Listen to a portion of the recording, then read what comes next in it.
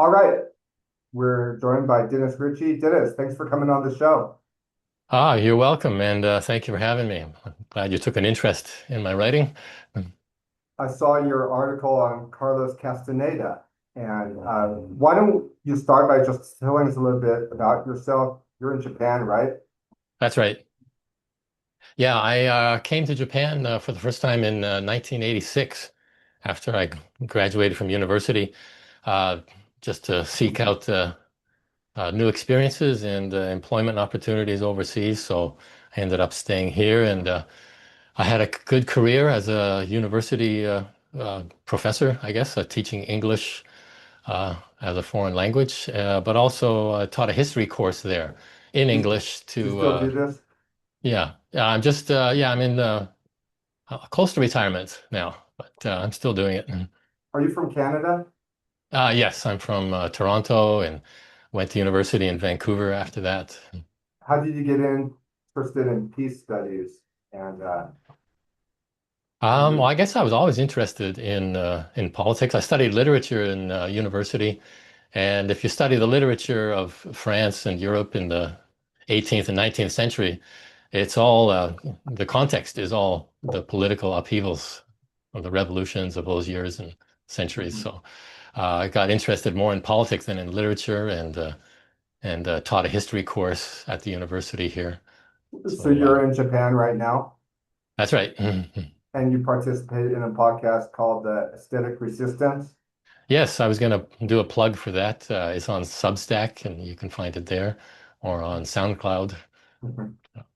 Um, Why did, oh, the hearings uh, yeah, a few days ago in America Mhm. in the Congress about MK Ultra. That's one of the things I never thought I'd see. And we had already planned to do this interview talking about your take on Carlos Castaneda. And I sent you a message after the hearings saying, I think your theory just became a lot more plausible because a lot of people will now be hearing about Project MK Ultra for the first time because of this Yeah. really Mm. unprecedented congressional hearing. Any thoughts about this? What's been going on in the last few days with respect to the Congress investigating mind control and calling witnesses? Yeah, well, it's certainly an interesting coincidence with the talk that we had planned today. Um, and I think MK Ultra was well known to people in the 1970s who saw the exposure of it during the church committee hearings. But this is exposing it to a new generation who haven't heard of it before. Mhm. And it's interesting that it's a Republican who's bringing it into these hearings, and Democrats are doing their best to suppress it and oppose it. I always find that strange that the party of Kennedy, the Kennedy brothers, have just betrayed those two men who were assassinated under very unusual circumstances, to say the least. And the Democratic Party has always suppressed any kind of investigation into it. And Senator Frank Church, who called the hearings, and of course, Senator Ted Kennedy, when they uncovered MK Mhm. Ultra in the 70s, they were Democrats. So this was Yeah, never a partisan issue. And there have been Democrats over the years who have pressed for transparency in government and liberalization. And yet the Democrats now they just boycotted hearings, which is, like you said, it's ironic and it's strange yeah. and it's tells you something about the kind of political climate that we live in today. Yeah, and there was a lot of activist pressure in those days to get the church hearings. The lawyer Mark Lane, he headed a group that brought together students from all over the country, and they campaigned to get voters to call their congressmen and get behind it. So I think without that support from below, the church committee hearings may have never happened. And I guess from like looking at the work of Tom O'Neill and others, MK Ultra in a big way was to demonize the hippie movement, to demonize the peace movement. Um, but another aspect of it, and you talk about this in your article, is the infiltration of the left and the fact that the CIA had in corrupting left wing the left wing movement from within. I mean, we know the CIA poured money into left wing journals. They infiltrated the environmental movement, the feminist movement, the peace movement. Um, Yeah. And not to mention popular entertainment, yeah, yeah, as well. Yeah. and so it's not out of the question that they also would have been involved behind the scenes with literature. And in a lot of ways, Carlos Castaneda foreshadowed the kind of the depoliticization and that would um, follow kind of and we see today. So why don't we wait on in? First, why Mm. don't you tell us first who was Carlos Castaneda? What did he write and his impact on culture? Okay, well, I'll start just by saying, I'm not an expert on this topic. I just got interested in it because I had read those books when I was younger, and I really liked them, and everybody around me was reading them. They were really popular. Um, they were, in every backpacker's backpack, and if you stopped at a youth hostel, you'd find some copies of the books left over there. And Every um, hitchhiker's backpack.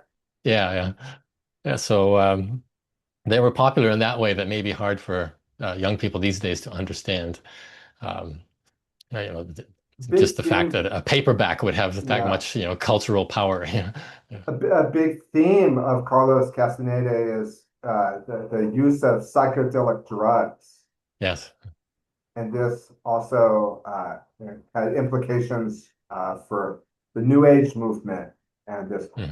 move away from politics into kind of this the strangeness of what uh, the kind of the remnants of the radical left have become. You make the case, I think you say that just a superficial analysis of Carlos Castaneda's work we need to ask if maybe he was controlled by the Yeah. CIA. Yeah. And I think you make a convincing case that he was. Mhm. Yeah. It's certainly a prime suspect for one of the type of person who would be nudged along and helped by the security states. And just the fact that he was allowed to immigrate into the United States from Peru with no job skills, a sketchy background as a con artist, and he was leaving behind in Peru a teenage mother that he'd gotten pregnant, and he was running away from that. So you just wonder why did such a guy get in at the time? There were immigration controls in those days. It wasn't that easy to get into the country.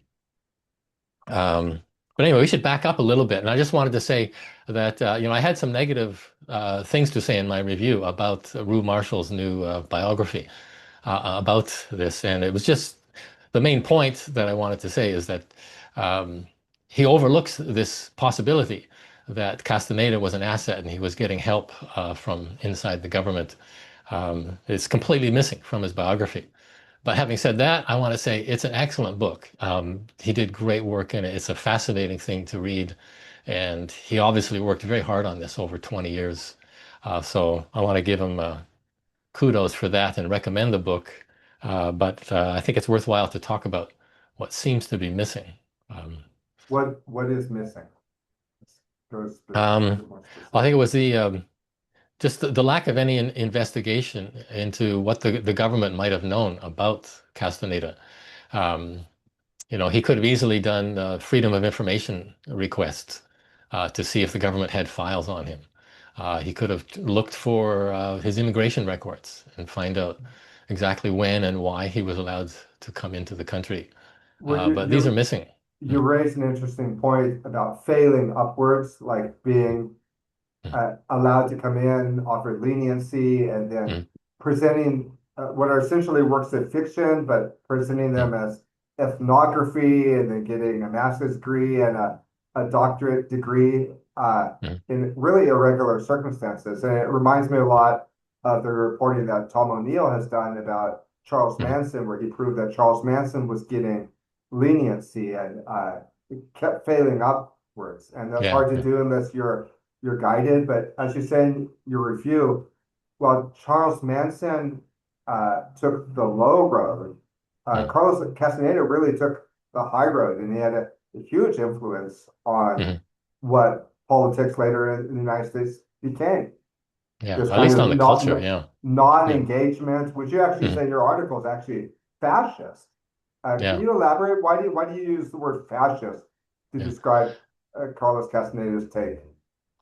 Well, maybe we should back up a little bit and talk about the family background. And this is the really good point of Marshall's biography, is that he went to Peru and he went to Cajamarca in Peru, which coincidentally is the place where Pizarro came in 1532 and conquered the Inca Empire. So it's right in the very place where European culture met the native Indian culture.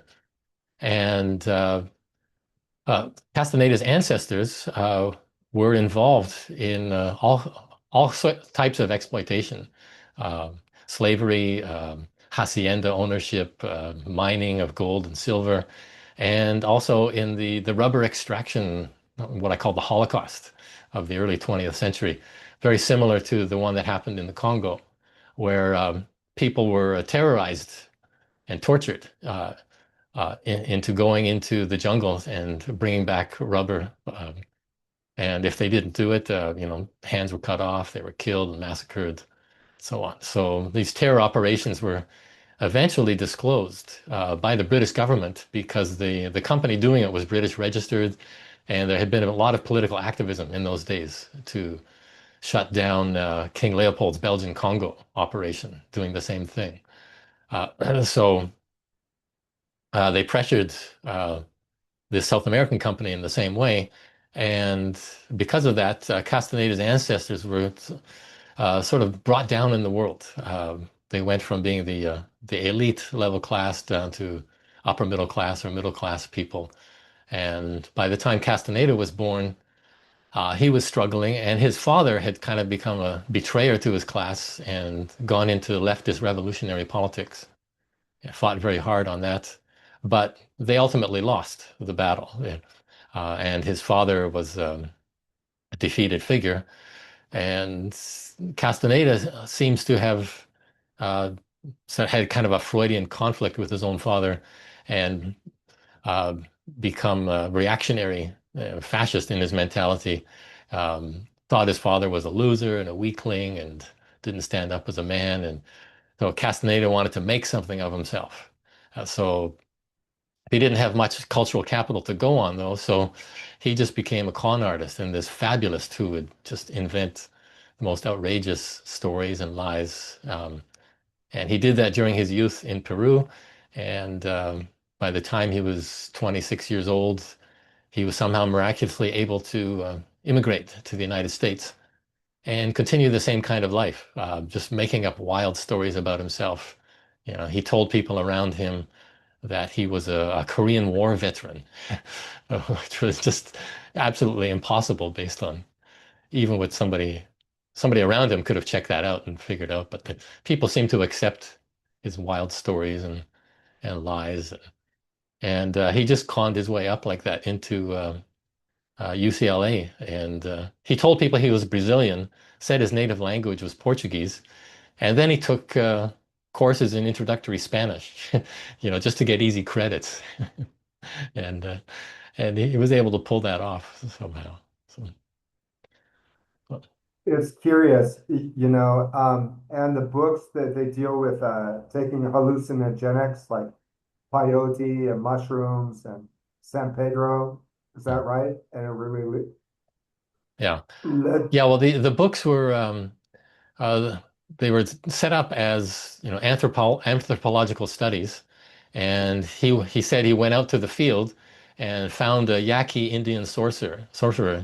Yeah, that's Yaqui, Yaqui Indian. That's a Mexican Indian people. And he said he met a sorcerer, and no anthropologist had ever done this before. So it was very intriguing and interesting. So he was gone for a long time on these field studies. And the idea was that this sorcerer was going to teach him because he was the chosen one, just like Harry Potter was the chosen one. He was going to be instructed in how to become a sorcerer, and he would experiment very carefully and judiciously with mescal and other hallucinogenic drugs. But you And, know, mm, during the time of the 1960s, we know the CIA was really promoting LSD, mm, yeah. and it's a way to disrupt the hippie movement, and that was also a theme in the Mm, hearings a few days ago in Congress.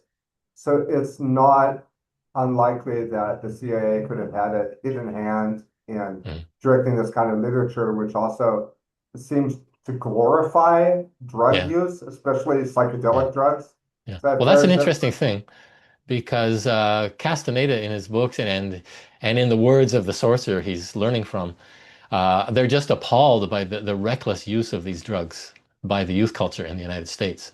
Hmm. And they're saying that they should be taken within the confines of ritual and traditional practices.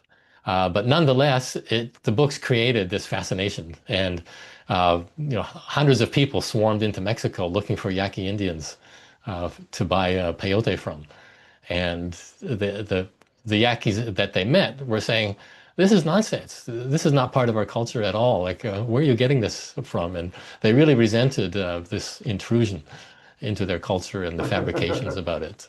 Sure. And but still, at this point, the people at UCLA who had approved this research and let it go uh, did not back away from it, and they just let it go quietly. For there was some kind of consensus that this was going to be permitted and allowed to happen. And if you've ever been a graduate student and you've been through the process of getting your advisors to double check everything you're doing and make sure that you're on the right track and you're not writing down nonsense and you got a solid foundation in your research.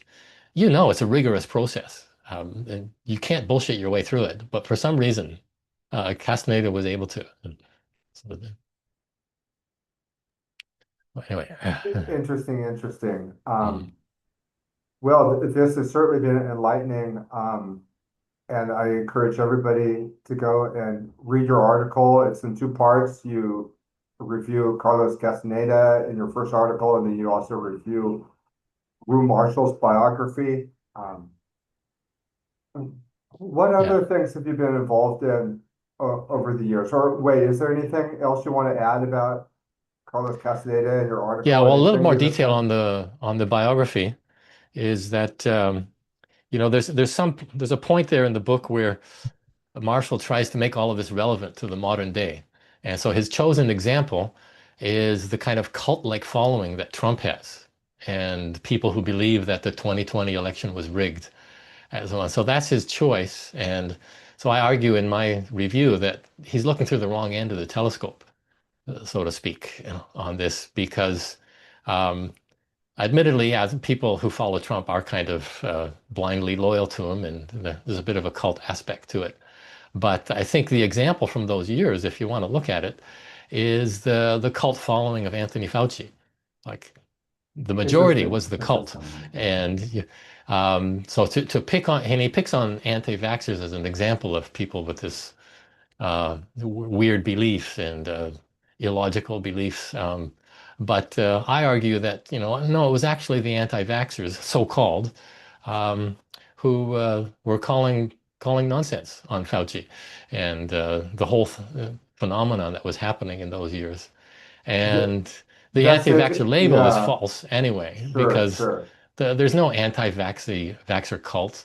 It's just a pejorative, and the people who question the deadliness of the virus that was going around or the usefulness of the vaccines. There's a wide array of opinions, and some of them are Sure. very extreme. They deny viruses exist.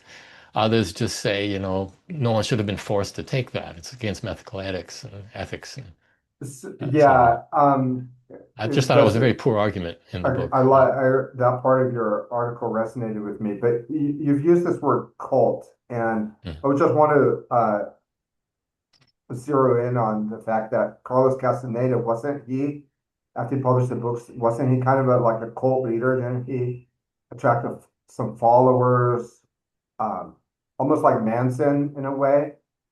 Yeah, that's like the second part of his life story that we should cover, I guess, because um, Witches, yeah, brujas. yeah, yeah. He ran these seminars called Tensegrity, and he had a company called Clear Green. And so these were open to the wider public, and people could come in and learn body movements that would, you know, be therapeutic for them. And then, but people who moved up in that process um, became the inner circle. And he gathered I think there was a total of 6 women around him who became, you know, the witches, the brujas, who were keeping the secrets and doing a lot of the heavy work, you know, keeping the organization going, And when maintaining he this, died, there secrets. was wasn't there Yeah. also a Death Valley connection, also Yes. similar to Manson, Yeah. another Yeah. parallel? Yeah. Uh, So, yeah. So the belief was that these 6 witches, when they learned that he was dying, um, they didn't even really want to call it dying. He was just going to transition to the next plane and leave this earth, you know. So they wanted to go with him, apparently. And so they had a plan put in place for what would happen after his death. And 6 of them just disappeared overnight. Nobody knew where they had gone. But a few years later, some hikers in Death Valley found the remains of one of them, and DNA tests identified her as one of the missing persons in this case. But no one knows what happened to the other 5. wasn't Okay. there even talk about like a suicide pact or something, Yeah. or reason to Yeah. believe? Yeah. Yeah. So it's So, almost like a th- Jonestown, yeah. but Yeah. it's not portrayed that way. His No. memory, even after death, was managed. Yeah. And yeah, there were like lots of people back in his organization left managing the Clear Green company that he had set up, and they just kept that going, but didn't talk about or didn't answer any questions about what had happened to these women. It was just like, Is there reason to believe that there was foul play involved? oh, that's the thing. The police would naturally have to investigate that possibility. And when you talk about a group suicide, that raises the question of some of those people being coerced into suicide at the last minute. Because there's And they usually just disappeared? Were there like yeah, half a dozen of the women that just disappeared? yeah. But you could easily imagine that in that small circle, one of them might have balked and said, "Let me out of here. I'm not doing this." And so usually what happens in that case is that person gets murdered and brought into the suicide uh, cult. You know, that happened in Jonestown. A lot of the bodies that were found there looked like they had been shot, you know, and so the theory was that most of them had actually refused the Kool-Aid, not wanted any part of it, but they Mhm. were coerced into it at gunpoint or just killed if they didn't drink. So police know this. They know they should investigate something like this, but they didn't pursue the case. Mhm. Some interested parties forced the LAPD to open up a case and pursue it, but they didn't try very hard to investigate it, and it went nowhere. Um, and so the degrees that Carlos Castaneda were given were just bogus. He should never have been awarded those Yeah, I think degrees. so. Uh-huh. Or maybe they should have shifted him over to you know, the creative Creative writing writer. department. Yeah, Right, right, you right. know, they're kind of interesting novels in that way. But what really stood out to me about your review is how, in a lot of ways, he foreshadowed the kind of the political disengagement Yeah. that would later come within the remnants of the radical movements of the Mhm. 1960s and their kind of foray into New Age. And Mhm. that for me uh, speaks um, volumes about the possibility of him being an asset. Yeah. And you say it's Yeah. not conclusive, but at least knowing everything we know now Mhm. about the CIA's work in academia, Mhm. the MK Yeah. Ultra program, at least we got to ask that question, Yeah. you know? Yeah. So, I think that's something for a researcher in the future to look into. uh-huh, Um, yeah. uh-huh. Another thing I should point out too is that what Rue Marshall covers in his book is that his supervisor at UCLA was one of the leading academics in this new field of research called breaching. And they would do these breaching experiments, which are they're not involving drugs, but they're very kind of MK Ultra-ish, you could say, in that they were messing with people's minds. And like a common experiment was for one of the students in the program to conduct an experiment on his own family. And he would come downstairs one morning and start acting like he was a temporary lodger in the home, not a family member, and just perform this role just to rile up his family members and see how they would react to him. And he would take notes on it. And it was kind of like a candid camera kind of prankish uh, behavior. But this was research, and he was one of the leading people in it. And so I would speculate. Supervisor Yeah, who at UCLA that oversaw Castaneda's work yeah, was yeah, one of the leading researchers in yeah. this. And Rue Marshall even writes in his book that they were receiving government funding for this research. Um, Curious. Okay. and he says, I think, kind of naively and innocently, is that the government was studying such methods in order to understand how North Koreans and the Soviets might be using brainwashing techniques. But we would never, never, never use them on our own people. Heaven forbid, kind of thing. So I thought he's just doesn't seem to know about the vast literature on what the government was really doing to to the Western population during those years, and still now, Hmm. I suppose. Interesting, interesting. What are some other academic interests of yours? I read a blurb about you online that said you've written a book about the dangers of nuclear energy. Yeah, that's when I really started writing and blogging. I was here. I'd been living here for many years when the Fukushima Daiichi nuclear plant melted down, and I had been aware before that of a lot of corruption in the nuclear industry in Japan, and everybody was saying, a big accident is just waiting to happen because the nuclear safety uh, regulatory system here just isn't working. It's just scandal after scandal and falsification of documents, that kind of thing. And Did there'd you been a ever big, read, did you ever read Helen Caldicott? oh yeah, yeah. So I got into that. I wrote intensively and read intensively on it for a few years, got into blogging about it. And the blog got like, within a couple of years, it had like 400,000, views. And What's your big mm, takeaway from Fukushima? well, I didn't freak out and run away. A lot of people did. They just wanted to get out and leave the country after that. But all things considered, um, other places have their own hazards and dangers, and um, there hadn't been any heavy, serious contamination in the Tokyo area. But just I just have serious questions about the feasibility of continuing to operate nuclear power in a land of earthquakes like this. Okay, And a small country where there's no place to dispose of the nuclear waste. They still don't have a plan for it. yeah, I share your concern. Thank you, Dennis Ritchie, for joining the show today. Really appreciate it.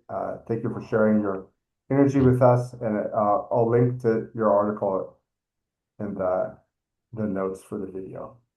Okay, that time flew by. I thought we were going to keep talking for a while, I, but I don't have Zoom Premium, and I just got a notice on my screen that said my time is about up. So, okay.